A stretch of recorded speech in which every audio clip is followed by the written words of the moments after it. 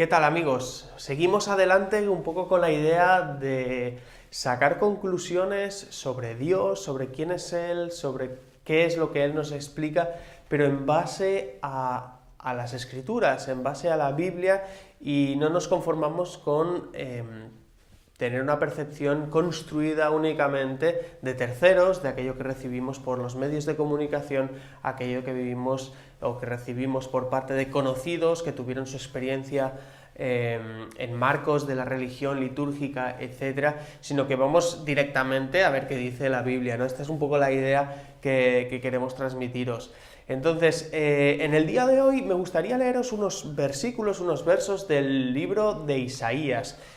Como hemos dicho otras veces, la Biblia es un conjunto de libros, en concreto 66, hay una división entre el Antiguo y el Nuevo Testamento, el punto clave que separa a ambos es Jesús, y Jesús es aquel que los profetas han ido describiendo y han ido anunciando durante todos los libros del Antiguo Testamento previos, ¿no?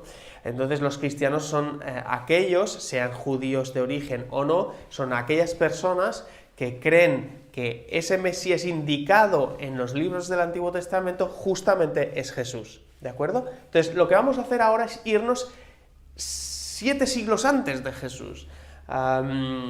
Prácticamente estamos en torno al año 729, 686 antes de Cristo. ¿Qué sucedía en aquella época? Bueno, en aquella época, en la zona actual que conocemos de Palestina, cubriendo también la parte del Líbano y Jordania, en ese punto estaba la nación de Israel dividida por lo que se llama el Reino del Norte, que sería la parte de Israel con Samaria, y después sería el Reino del Sur, que es una misma nación, pero en ese punto había 2 reinos, y el Reino del Sur que hace referencia a Judá, cuya capital era Jerusalén. En aquellos días se van sucediendo diferentes reyes, tanto en la parte del norte, el Reino Norte, como en el Reino Sur, y la Biblia lo describe en los libros de Reyes y en los libros de Crónicas, este último haciendo más referencia al reino de Judá y los reyes haciendo referencia más a los reyes del reino del norte de Israel.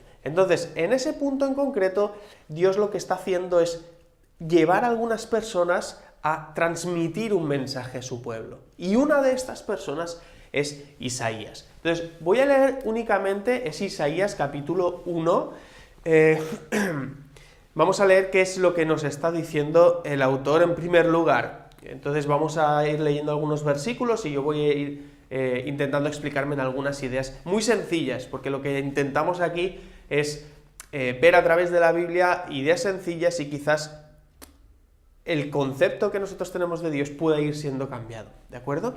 Entonces dice, visión que tuvo Isaías, hijo de Amoz, concerniente a Judá, que es lo que decíamos, es esa zona, y Jerusalén, que era la capital, dice, en los días de Uzías, Jotam, Acaz y Ezequías, reyes de Judá.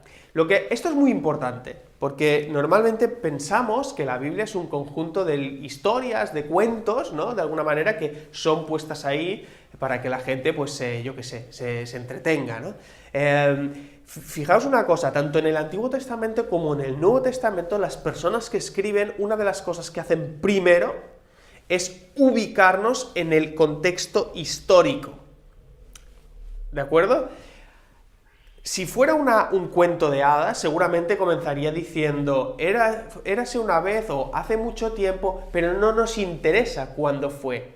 ¿Por qué? Porque es una historia inventada, entonces no tiene un efecto en la historia. Pero en este caso sí. Lo que está diciendo es, lo que yo os voy a transmitir, esa palabra que vino a Isaías, fue justamente para 4 generaciones, para 4 reyes que reinaron en ese momento, que son los que habíamos leído de Uzías, Jotam, Acaz y Ezequías. Son 4 reyes que, si queremos leer más sobre ellos, tenemos que ir al libro de Crónicas, a la segunda de Crónicas, para ver qué tal fue sus vidas, ¿vale? En este contexto histórico, y eso es muy importante porque la palabra de Dios, las Escrituras, impactan en un momento de la historia, son para un momento de la historia, aunque tienen una trascendencia más allá. Pero cuando leemos la Biblia estamos hablando de un libro histórico porque hace referencia y se enmarca en contextos concretos históricos. Y eso para nosotros debe ser una garantía. Otra cosa es que después no queremos aceptar o no queramos creer. Eso ya será un paso posterior, pero es un hecho histórico, ¿de acuerdo?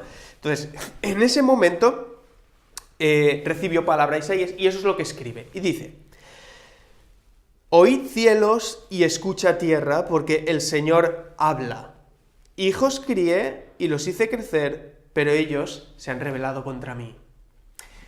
Fijaos una cosa como empieza: oíd cielos, escucha tierra, porque Dios habla. Y hay algo aquí que debemos tener en cuenta. Dios es alguien que si habla, espera comunicarse. Dios no habla porque Él tiene una necesidad de hablar, sino que Él habla porque nosotros tenemos una necesidad de escuchar. ¿De acuerdo? Pero sobre todo entendamos que Dios es alguien que habla y que por lo tanto ya es una persona que lo que busca es tener una relación con alguien. ¿Sí? Dios habla, pero hay algo muy interesante aquí. Entonces, entendemos la primera parte, ¿eh? Es decir, Dios no es alguien abstracto, no es un concepto, no es alguien que está ahí, no se sabe muy bien dónde, lejano, que es... No, Dios habla, Dios quiere tener una relación, Dios quiere ser escuchado y tiene un mensaje y por lo tanto es cercano, porque quiere que ese mensaje llegue, ¿de acuerdo? Es alguien que es cercano, no está ahí en el cosmos perdido y es imposible llegar a él porque él tiene un mensaje. Entonces, Dios habla, pero hay algo muy bueno y dice: escucha cielos y oíd tierra. ¿Vale?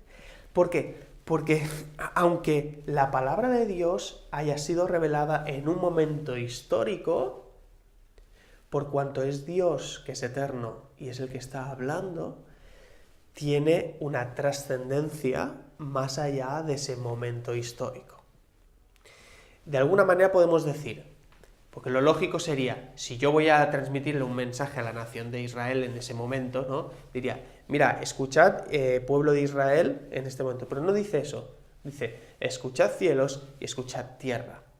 Algo que a lo mejor tú no sintonizas con la nación de Israel ni con el pueblo de Israel, pero sintonizas con tierra y sintonizas con cielos, porque eso nos hace iguales a todos. Entonces lo que está haciendo es poner de testigo a toda la tierra.